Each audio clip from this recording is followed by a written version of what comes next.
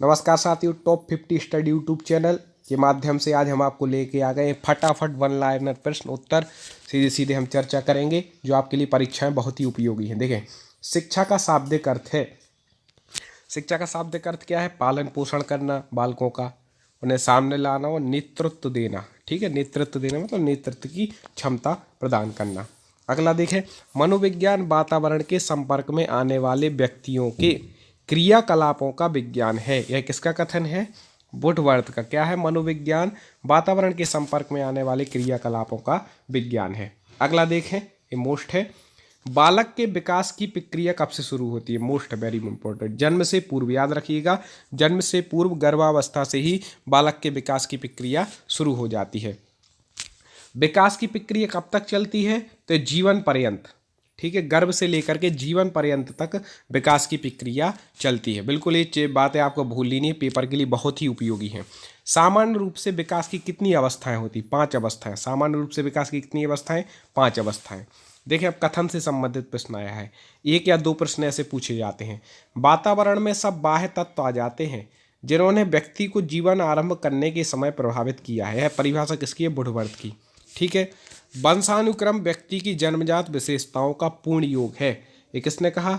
BN Jha साहब ने। क्या कहा है? कि वंशानुक्रम व्यक्ति की जन्मजात विशेषताओं का पूर्ण योग है। अब आप सोच रहे होंगे कई सारे व्यक्ति कई बातें कह गए, कुछ आप बार बार पढ़ते रहेंगे तो दिमाग में बैठ जाती है। जब पेपर में सामने आता है क्वेश्चन तो हमें अंदाजा हो जाता है कि इनने कहा है। ठीक है, वंशानुक्रम के निर्धारक तत्व कौन है? जीनस। वंशानुक्रम के निर्धारक तत्व कौन होते हैं? जीनस। अगला ये पूछा गया है। ठीक है, जीनस आप याद रख लीजिएगा।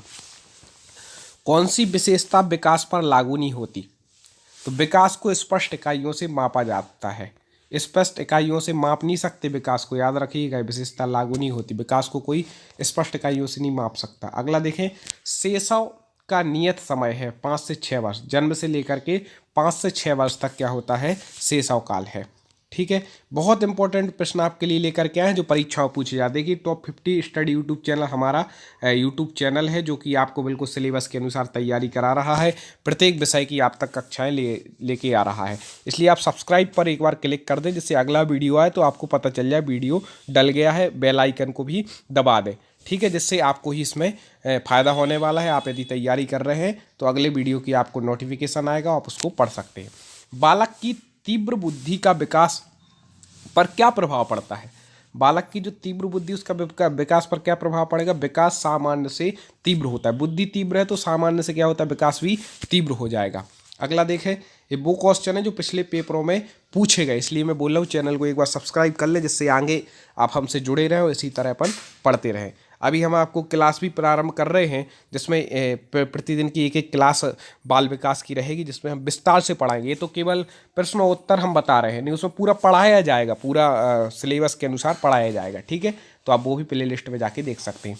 विकास एक प्रक्रिया है, कैसी? निरंतर चलने वाली। ठीक है, कब से कब तक चलती है ये आप कमेंट में बता सकते हैं कि विकास कब से कब तक चलता है, ऊपर बता चुके हैं।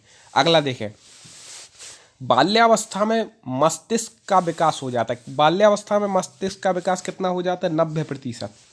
ठीक है, 90% तक तो बाल्यावस्था में ही मस्तिष्क का विकास हो जाता है। बिल्कुल याद रखिएगा। आप सोच रहे हो कि प्रश्न आप अभी सुन भली रहे हो, देख रहे हो मोबाइल में या कंप्यूटर में, लेकिन जब आप पेपर के सामने आएंगे तो आपको बातें याद आएंगी। इसलिए आप वीडियो को 1 या 2 बार जरूर देख लें, वो मोस्ट क्वेश्चन है। अंतर्दर्शन विधि में बल दिया जाता है। अंतर्दर्शन, अंतः मतलब स्वयं के दर्शन, मतलब अंतर्दर्शन मतलब स्वयं के अध्ययन पर। ठीक है, स्वयं के अध्ययन पर अंतर्दर्शन विधि में बल दिया जाता है। बालक को आनंददायक सरल कहानियों द्वारा नैतिक शिक्षा प्रदान करनी चाहिए। ये कौन कहता है कि भाई बालक को अच्छी अच्छी आनंददायक सरल कहानियाँ सुना करके नैतिक शिक्षा दो? कॉली सनिक। ठीक है, कॉली सनिक क्या कहते हैं कि अच्छी अच्छी उन्हें कहानियाँ सुनाओ, जिससे उन्हें नैतिक विकास की, मतलब उनका जो नैतिक चारित्रिक विकास है वो हो सके। अगला देखें, विकास के संबंध में मैकडूगल ने क्या कहा? मूल प्रवृत्त्यात्मक व्यवहार का विश्लेषण। ठीक है, विकास क्या है? मूल प्रवृत्त्यात्मक व्यवहार का विश्लेषण है। संवेगात्मक विकास में किस अवस्था में तीव्र परिवर्तन होता है? संवेगात्मक जो विकास होता है उसकी किस अवस्था में सबसे ज़्यादा संवेगात्मक विकास में तीव्र परिवर्तन? किशोरावस्था। ठीक है, संवेगात्मक विकास सबसे ज़्यादा तीव्रता से कौन सी अवस्था में होता है? किशोरावस्था में। वृद्धि और विकास है, अब देखो ये प्रश्न पूछा जा चुका है, वेरी वेरी मोस्ट, 2-3 पेपरों में हम देख चुके हैं। वृद्धि और विकास क्या है, एक दूसरे के पूरक हैं। वहाँ पर लिखा सकता है एक दूसरे के विरोधी है, एक दूसरे के समकक्ष है, तो एक दूसरे के पूरक है कि वृद्धि होने पर विकास होता है, विकास होने पर वृद्धि होती है, एक दूसरे के क्या है, पूरक हैं, बिल्कुल याद रख लीजिएगा। चारित्रिक विकास का प्रतीक है उत्तेजना। चारित्रिक विकास का प्रतीक क्या है, उत्तेजना। विकासात्मक पद्धति को कहते हैं उत्पत्ति मूलक विधि।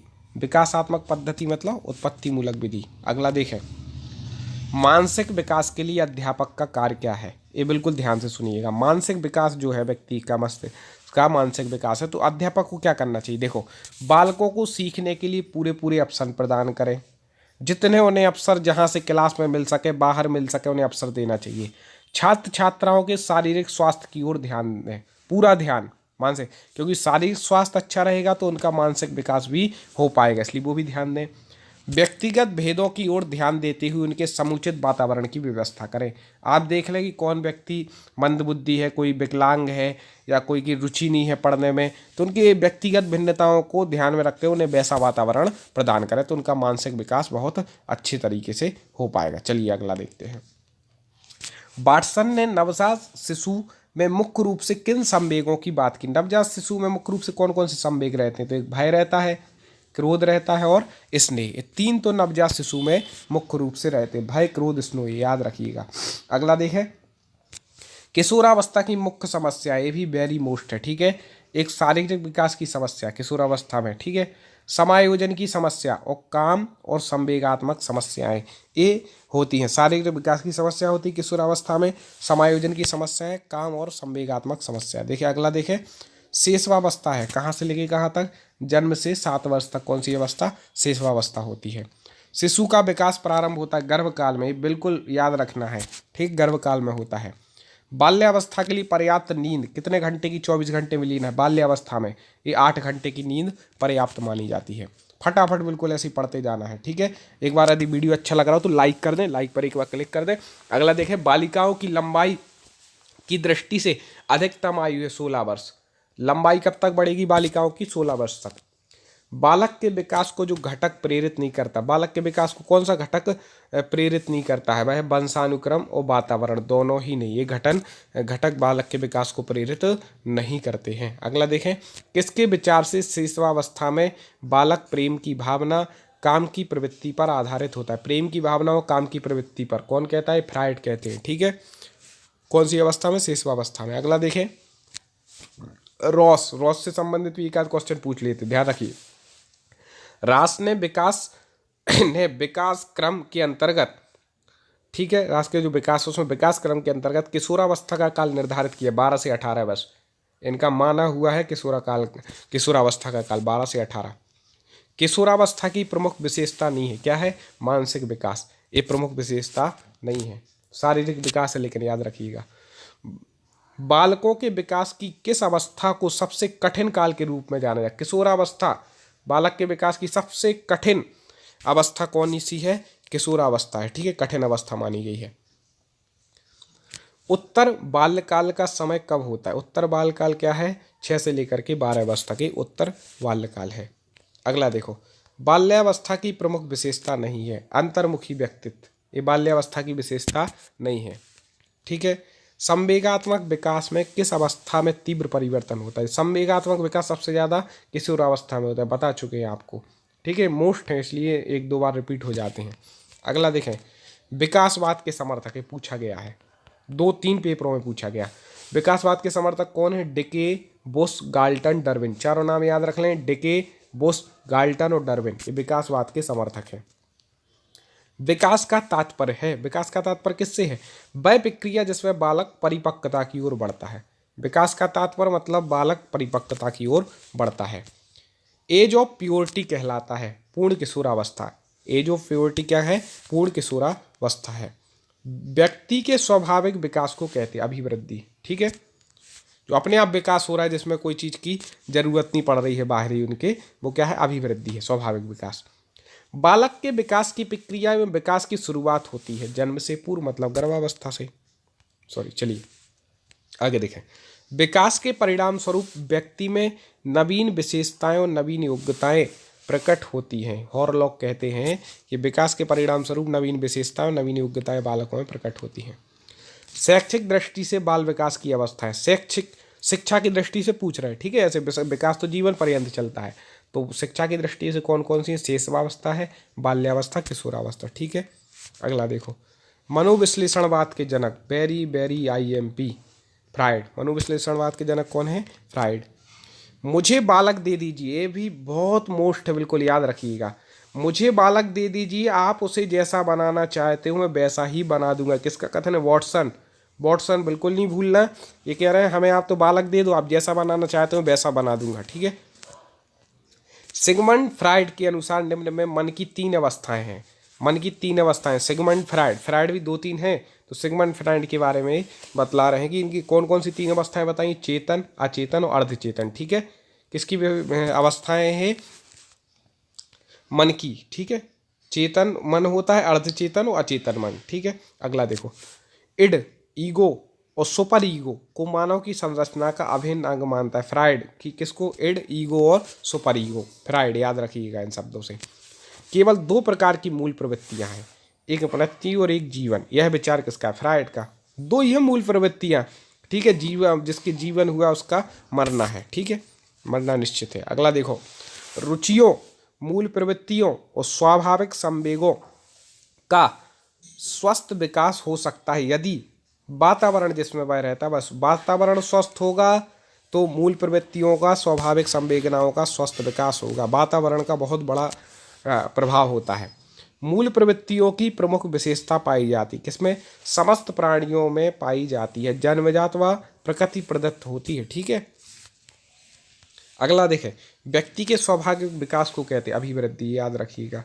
विकास का अभिप्राय है वह प्रक्रिया जिसमें बालक परिपक्वता की ओर बढ़ता है। 1-2 क्वेश्चन रिपीट हो गए हैं, तो आप उनको देखते जाइएगा।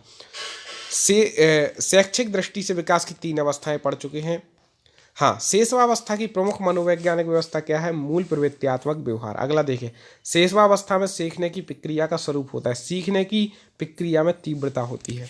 बिल्कुल स्पीड से पढ़ रहा है, आपका समय कम, जिससे ज़्यादा क्वेश्चन कवर हो जाए। बाल्यावस्था का समय माना गया 5 से 12।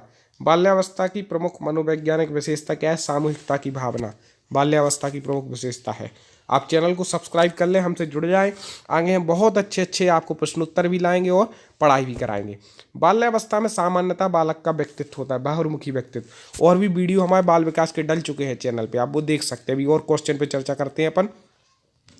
बालक की अभिवृद्धि जैविकी नियम के अनुसार होती है। कौन कह रहे हैं? हारलॉक। अभिवृद्धि बालक की कैसी होती है? जैविकी नियम के अनुसार। निम्न में से कौन सा कारक व्यक्ति की वृद्धि या विकास को प्रभावित करता है? ग्रीन का, ठीक है।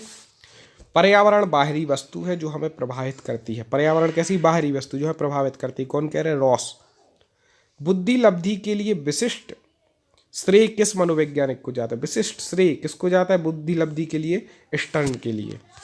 अगला देखें, शेषवावस्था को जीवन का सर्वाधिक महत्वपूर्ण काल क्यों कहा जाता है? शेषवावस्था को जीवन का महत्वपूर्ण काल क्यों कहा? पहले तो याद रख लें, शेषवावस्था जीवन की महत्वपूर्ण काल क्यों है?